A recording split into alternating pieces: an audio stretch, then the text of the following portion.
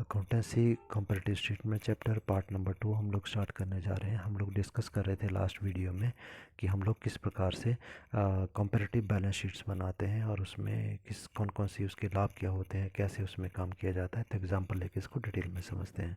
ये है कि example from the following information prepare comparative balance sheet. तो हमारे को कुछ एक आइटम दी गई है क्वेश्चन में, लेफ्ट साइड पे आइटम है और राइट साइड पे उसको सॉल्व करके मैंने बताया। तो लेफ्ट साइड वाला क्वेश्चन नोट करें। यहाँ पर है रिजर्व में सरप्लस दिया गया, शेयर कैपिटल, ट्रेड पेबल इत्यादि हमारे को दिया गया। अब हम देखते हैं कि कैसे हम लोगों ने इसको बनाना है। तो देखिए फॉर्मेट मैंने बनाकर आपको दिया है नीचे आंसर में।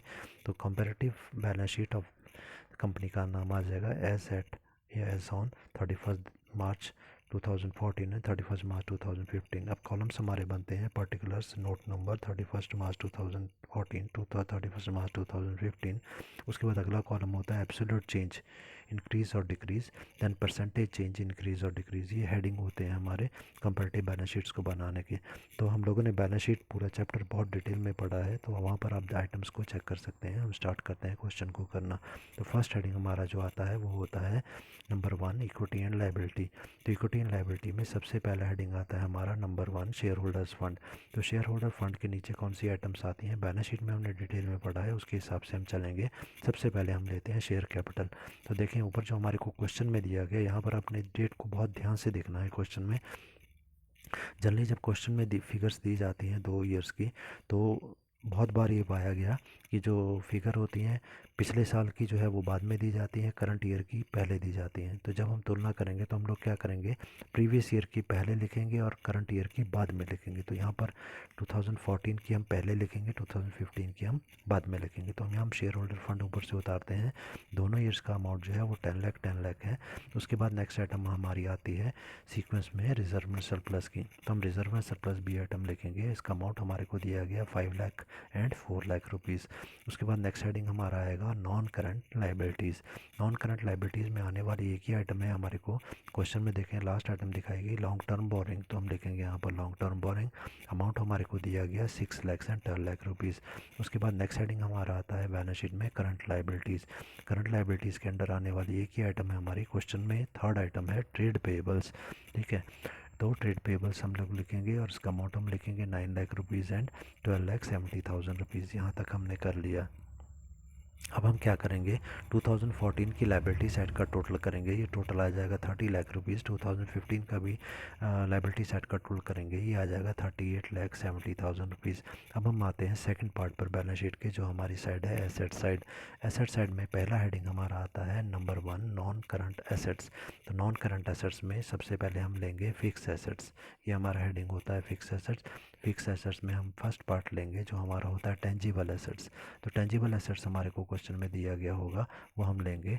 तो यहाँ पर जो टेंजिबल एसेट्स की आइटम ऊपर दी गई है, इसको वर्किंग नोट में हमने दिखाया है। तो उसके बाद उसका सम टोटल जो है यहाँ दिखाया जाता है। बहुत डिटेल हर एक आइटम को अलग अलग करके नहीं दिखाया जाता। तो जो हमने एक कॉलम बनाया ना, सेकंड कॉलम पर्टिकुलर के बाद वाला नोट नंबर, जहाँ पर देखें 1 और 2 लिखा हुआ है, तो ये यहाँ पर हम नोट नंबर देंगे और इसकी डिटेल हम अलग से वर्किंग नोट में दिखाएंगे। देखें जहाँ पर ऊपर क्वेश्चन है उसके राइट साइड पे वर्किंग नोट मैंने बनाया हुआ है। तो यहाँ पर हम वर्किंग नोट में दिखाएंगे वर्किंग नोट नोट नंबर 1। यहाँ पर आएगा सबसे पहले टेंजिबल एसेट्स। अब हम टेंजिबल एसेट्स लेंगे और उसमें पहली चीज़ आती है टेंजिबल एसेट्स, वो एसेट्स होते हैं जिन्हें देखा छुआ जा सकता है। तो हम इसमें लेंगे first land and building. Land and building पिछले साल का था 15 लाख, इस साल का हो गया 16 लाख। सेकंड आती है एसेट हमारी टेंजिबल या फिक्स एसेट जो हमारी है प्लांट एंड मशीनरी। तो इसमें फर्स्ट ईयर के आगे 5 लाख, दूसरे ईयर के आगे 6,30,000। अब टेंजिबल एसेट्स का टोटल हम कर देंगे। तो फर्स्ट ईयर में आ जाएगा 20 लाख और दूसरे साल का आ गया 22,30,000। ये टोटल हम लिखेंगे अब अपने कंपैरेटिव बैलेंस शीट में। तो देखें यहाँ पर नोट मैंने दिया नोट नंबर 1 और 20 लाख एंड 22,30,000 आ गया। उसके बाद आएगा इंटेंजिबल एसेट हेडिंग। तो इंटेंजिबल एसेट में आने वाली जो हमारी आइटम है वो है हमारी गुडविल, जो क्वेश्चन में दी गई। नीचे से आप देखें तो फोर्थ आइटम है। फोर्थ आइटम ये बता रही है कि फर्स्ट ईयर में गुडविल जो थी वो 1 लाख रुपीज़ की थी और नेक्स्ट ईयर में गुडविल 0 है। ठीक है, तो यही आप दिखाएंगे, प्रीवियस ईयर में 1 लाख रुपीज़ दिखाएंगे, नेक्स्ट ईयर में इसको 0 दिखाएंगे। उसके बाद नेक्स्ट आइटम हमारी आती है एसेट साइड पर वो होती है इन्वेस्टमेंट, जो पैसा हमने इन्वेस्ट किया। तो इन्वेस्टमेंट हमारे को दी गई है क्वेश्चन में नीचे से थर्ड आइटम, फर्स्ट ईयर में 1 लाख, सेकेंड ईयर में 1,20,000।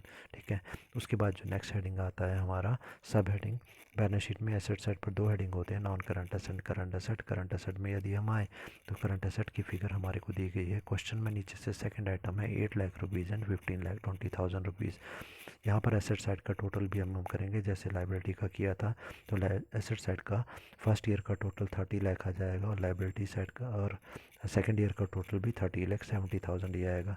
यहाँ पर ये आपने ध्यान रखना है कि फर्स्ट ईयर की लाइबिलिटी का टोटल इक्वल होगा फर्स्ट ईयर के एसेट के साथ, सेकेंड ईयर का लाइबिलिटी का टोटल इक्वल होगा सेकेंड ईयर की लाइबिलिटी के साथ, क्योंकि हम जानते हैं बैलेंस शीट की 2 साइड होती हैं, एसेट और लाइबिलिटीज़ बराबर होती हैं। अब हम आते हैं जो मेन चीज़ है हमारे कंपैरेटिव स्टेटमेंट में, हम तुलना करते हैं, कंपैरिजन करते हैं। अब हमारा यहाँ पर आ जाएगा फिफ्थ कॉलम। तो फिफ्थ कॉलम क्या है, एब्सोल्यूट चेंज, इंक्रीज़ और डिक्रीज़। तो देखें इसको कैसे करेंगे। अब सबसे पहले शेयर कैपिटल पर आते हैं। शेयर कैपिटल में देखो क्या चेंज हुआ, पहले साल भी 10 लाख था, दूसरे साल भी 10 लाख था, तो चेंज हुआ 0। ठीक है, अब आते हैं रिजर्व एंड सरप्लस पे। फर्स्ट ईयर में हमारे पास था 5 लाख, सेकेंड ईयर में हो गया 4 लाख, कितना, इसका मतलब 1 लाख कम हो गया।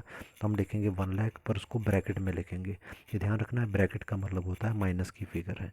उसके बाद आते हैं आइटम हमारी अगली है लॉन्ग टर्म बोरिंग। तो लॉन्ग टर्म बोरिंग में देखें हमारे पास फर्स्ट ईयर में 6 लाख रुपीज़ था, सेकंड ईयर में हो गया 12 लाख, इंक्रीज़ हो गया, कितना फ़र्क पड़ा, 6 लाख का। तो 6 लाख हम लिखेंगे चेंज वाले कॉलम में। उसके बाद आते हैं ट्रेड पेबल पे। ट्रेड पेबल हमारे पास 9 लाख रुपीज़ था, जिसका बन गया 12,70,000, कितना चेंज हो गया, 3,70,000। अब आते हैं टोटल पर, लाइबिलिटी साइड का, पहले था 30 लाख, अब हो गया 38,70,000, तो डिफरेंस कितना आ गया दोनों का, 8,70,000। अब आते हैं एसेट साइड पर। एसेट साइड में फर्स्ट आइटम हमारी थी टेंजिबल एसेट्स। टेंजिबल एसेट्स पहले थे 20 लाख के, अब हो गए 22,30,000 के, कितना फ़र्क पड़ा, 2,30,000 बड़ा है। नेक्स्ट देखें हम लोग इंटेंजिबल एसेट, पहले थे 1 लाख रुपीज़ के, अब हो गए 0, इसका मतलब घट गए हमारे। जब घटते हैं तो माइनस की फिगर को हम लिखेंगे, कितने कम हो गए, 1 लाख, तो 1 लाख लिखेंगे ऊपर, ब्रैकेट में लिखेंगे, ब्रैकेट में माइनस है। उसके बाद आते हैं इन्वेस्टमेंट पर, 1 लाख की जगह 1,20,000 हो गया, 20,000 इंक्रीज़ हो गया, तो हम लिखेंगे 20,000। करंट एसेट पर आते हैं, 8 लाख की जगह हो गया 15,20,000, तो कितना फ़र्क पड़ गया, 7,20,000 इंक्रीज़ हो गया। और टोटल वही सेम है हमारा, 30 लाख की जगह 38,70,000 हो गया, तो इंक्रीज़ हो गया 8,70,000। यहाँ पर हमने क्या किया, दोनों फिगर का केवल डिफरेंस लिखा। लास्ट कॉलम पर अब आते हैं। लास्ट कॉलम हमारा है परसेंटेज चेंज, इंक्रीज़ और डिक्रीज़। ठीक है, इसको कैसे करना है, यहाँ पर हमने क्वेश्चन किया है ऊपर, उसके देखें राइट साइड पे हमने बनाए थे वर्किंग नोट्स, वहाँ पर इसका फॉर्मूला देखें। तो यहाँ पर फॉर्मूला लिखा हुआ है, percentage change is equal to absolute change by amount of the previous year multiply by 100। ठीक है, ये फार्मूला हमने हर एक में लगाना है। तो सबसे पहले हम चलते हैं फर्स्ट आइटम जो हमारी थी शेयर कैपिटल। ठीक है, तो शेयर कैपिटल में देखो हमारे पास चेंज कितना हुआ, 0, तो हमने ऊपर लिखा 0। प्रीवियस ईयर पिछले साल की फिगर कितनी थी, 10 लाख, वो हमने नीचे लिखा, मल्टीप्लाई बाय 100, जिसको हम सॉल्व करेंगे तो आएगा 0, तो हमने यहाँ पर 0 या फिर डैश कर देना है। अब आते हैं रिजर्व एंड सरप्लस पे। रिजर्व एंड सरप्लस में हम क्या करेंगे, सबसे पहले डिफरेंस जो आया उसको हमने ऊपर लिखा 1 लाख रुपीज़ का। प्रीवियस ईयर पिछले साल की फिगर कितनी थी, 5 लाख रुपीज़, उसको हमने नीचे लिखा, 100 से मल्टीप्लाई किया तो कितना आ गया, 20, तो ये 20 हमने लिख दिया। पर ये जो 1 लाख रुपीज़ का डिफरेंस था ये माइनस का था ना, तो 20 भी माइनस का ही आएगा, इसलिए हमने उसको भी ब्रैकेट में लिख दिया। अब आते हैं लॉन्ग टर्म बोरिंग पे। लॉन्ग टर्म बोरिंग को देखें तो इसमें डिफरेंस कितना है, 6 लाख रुपीज़ डिफरेंस, हमने ऊपर लिखा 6 लाख, और पिछले साल की फिगर कितनी है, ये भी 6 लाख, तो 6 लाख ये नीचे लिखा, 100 से मल्टीप्लाई किया, उसको काटेंगे तो 100 आ जाएगा, हमने लिखा 100%। उसके बाद आते हैं ट्रेड पेबल पर।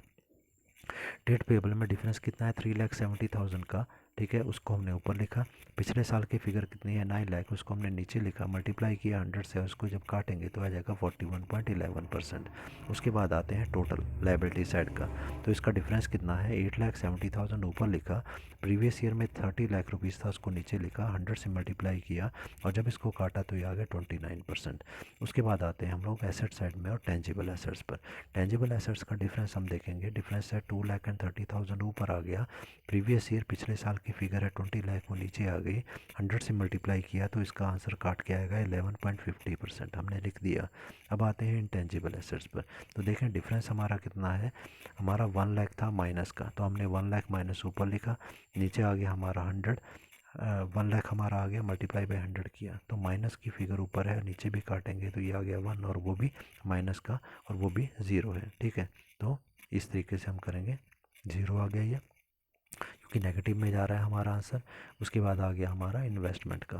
तो इन्वेस्टमेंट देखें 20,000 डिफरेंस है, उसको हमने ऊपर लिखा, 1 लाख रुपीज़ को नीचे लिखा, पिछले साल की फिगर को 100 से मल्टीप्लाई किया और काटा तो ये आ गया 20%। अब आते हैं करंट असेट्स पर। करंट असेट का डिफरेंस है 7,20,000, उसको हमने ऊपर लिख दिया। पिछले साल की फिगर है 8 लाख की, उसको हमने नीचे लिखा, 100 से मल्टीप्लाई किया तो आ गया 90%। और आते हैं लास्टली टोटल पर। डिफरेंस हमारा 8,70,000 है, इसको हम ऊपर लिखेंगे, 30 लाख को नीचे लिखेंगे, पिछले साल की फिगर को 100 से मल्टीप्लाई करेंगे तो हमारा आंसर आएगा 29%। तो हम देख रहे हैं कि 29% जो है लाइबिलिटी का जो टोटल था उसका भी डिफरेंस आ रहा है, और 29% ही हमारा एसेट का टोटल जो है उसका भी डिफरेंस आ रहा है। तो इस तरीके से कंपैरेटिव बैलेंस शीट को हम लोग करते हैं। अब आते हैं नेक्स्ट आइटम जो हमारी है तुलनात्मक स्थिति विवरण के तत्व। क्वेश्चन में कई बार पूछा जाता है तुलनात्मक स्थिति विवरण के तत्व या फिर contents of the comparative balance sheet बताइए। ठीक है, तो यदि ये क्वेश्चन पूछा जाए तो इसमें 5 पॉइंट बनते हैं। कैसे पॉइंट बनेंगे हम आपको बताते हैं, आपने वही पॉइंट लिखने हैं। यदि इसके कंटेंट या तत्व पूछे जाते हैं तो देखें, अभी पिछला क्वेश्चन जो हमने किया ना, इस क्वेश्चन में हमने क्या किया, कुछ कॉलम बनाए। कौन से कॉलम बनाए? पहले कॉलम में हमने क्या लिखा, पर्टिकुलर, जिसमें सारी आइटम लिखें। दूसरे कॉलम में हमने क्या लिखा, नोट नंबर। तीसरे कॉलम आ गया पिछले साल की फिगर। अगले कॉलम में आ गया उससे अगले साल की फिगर। उससे अगले कॉलम में आ गया एब्सोल्यूट चेंज, जो भी हुआ, इंक्रीज या डिक्रीज। उससे अगले कॉलम में आया परसेंटेज इंक्रीज या डिक्रीज। तो आपने ये 5 पॉइंट बनाने हैं। पहले पॉइंट में आपने लिखना है, इसके पहले कॉलम में पर्टिकुलर्स लिखते हैं, आइटम्स को लिखते हैं, पॉइंट नंबर 2 आ जाएगा आपका। सेकंड पॉइंट लिखोगे, इसमें नोट नंबर लिखा जाता है। उससे अगला थर्ड पॉइंट आ जाएगा, इसमें पिछले साल की फिगर लिखा जाता है। चौथा पॉइंट आएगा, इसमें प्रेजेंट ईयर या करंट ईयर की फिगर लिखी जाती है। फिफ्थ पॉइंट आ जाएगा, इसमें एब्सोल्यूट चेंज या इंक्रीज या डिक्रीज जो होता है वो लिखा जाता है। और लास्ट पॉइंट आपका आ जाएगा, इसमें परसेंटेज चेंज को, इंक्रीज या डिक्रीज को लिखा जाता है। तो ये पॉइंट आप एग्जामिनेशन में खुद बनाकर लिखते हैं। आगे चलते हैं हम लोग। नेक्स्ट पार्ट हमारा थ्योरी का जो है वो है तुलनात्मक लाभ हानि का विवरण या comparative statement of profit and loss account. जैसे बैलेंस शीट का हमने कंपैरिजन किया, वैसे ही हम लोग कंपैरिजन करेंगे प्रॉफिट या लॉस का। तो जब प्रॉफिट एंड लॉस 2 वर्षों के लिए जाते हैं और उनकी तुलना की जाती है तो उसको कंपैरेटिव प्रॉफिट एंड लॉस कहा जाता है। अब आते हैं इसकी उद्देश्य पर या इसके ऑब्जेक्ट क्या होते हैं। तो पहला पॉइंट दिया गया, गत वर्ष की लाभ हानि के विवरणों की मदों का तुलनात्मक विश्लेषण करना, to make the comparative analysis of the items of the statement of profit and loss account of previous year. पिछले साल के प्रॉफिट एंड लॉस अकाउंट की आइटम का इस साल के प्रॉफिट एंड लॉस अकाउंट की आइटम के साथ तुलनात्मक अध्ययन करके अध्ययन करना। ठीक है। सेकेंड पॉइंट, आय विवरण की विभिन्न मदों में होने वाले निरपेक्ष और प्रतिशत परिवर्तनों की जानकारी प्राप्त करना, to provide the information respect to the various items of the statement of profit और loss, absolute and percentage change thereof. जैसे बैलेंस शीट में हमने किया कि पिछले साल की आइटम्स और इस साल की आइटम्स को हमने लिया, उनका डिफरेंस निकाला, उनकी परसेंटेज निकाली। Same profit and loss account में भी किया जाता है, उन दोनों फिगर्स को लिखा जाता है, दोनों की डिफरेंस निकाला जाता है और दोनों के परसेंटेज भी निकाली जाती है। थर्ड पॉइंट हमारा है व्यवसाय के क्रियाकलापों की जानकारी प्राप्त करना, to know about the business activity. हमारे बिजनेस में जो भी क्रियाएं की जा रही हैं, एक्टिविटीज़ की जा रही हैं, उनका पता यहाँ से चलता है कि हम वो एक्टिविटीज़ ठीक कर रहे हैं कि गलत। अगर प्रॉफिट कमा रहे हैं, प्रॉफिट अर्न कर रहे हैं तो ठीक कर रहे हैं, और यदि प्रॉफिट नहीं हो रहा, लॉस हो रहा है, तो हमारी एक्टिविटीज सही प्रकार से नहीं चल रही। अगला हमारे को दिया गया, गत वर्षों में की गई व्यवसाय संचालन संबंधी गतिविधियों का व्यवसाय की लाभप्रदता पर प्रभाव जानना, to know about the effect of the operating activity of the business in the previous year on the profitability. Operating activities संचालन संबंधी गतिविधियों का मतलब बिजनेस को चलाने के लिए जो भी एक्टिविटीज़ हमने की, जो क्रियाएं व्यवसाय को चलाने के लिए हमने की हैं, उनका हमारे व्यवसाय के लाभ के ऊपर क्या प्रभाव पड़ा, ये पता लगाना। पांचवा पॉइंट है लाभों की प्रवृत्ति इससे ज्ञात होती है, to know about the trend of the profit. Profit हमारे लगातार बढ़ रहे हैं या कम हो रहे हैं, यही इसकी प्रवृत्ति या ट्रेंड कहलाता है। सिक्स पॉइंट है प्रबंधकों की कार्यकुशलता का पता लगाना, to show the managerial efficiency. प्रबंधक कुशलता के साथ काम कर रहे हैं कि नहीं। अगर हमारी फर्म बहुत लाभ कमा रही है तो हम कुशलता के साथ काम कर रहे हैं, अगर हमारी फर्म लॉस में जा रही है तो हम कुशलता के साथ काम नहीं कर रहे।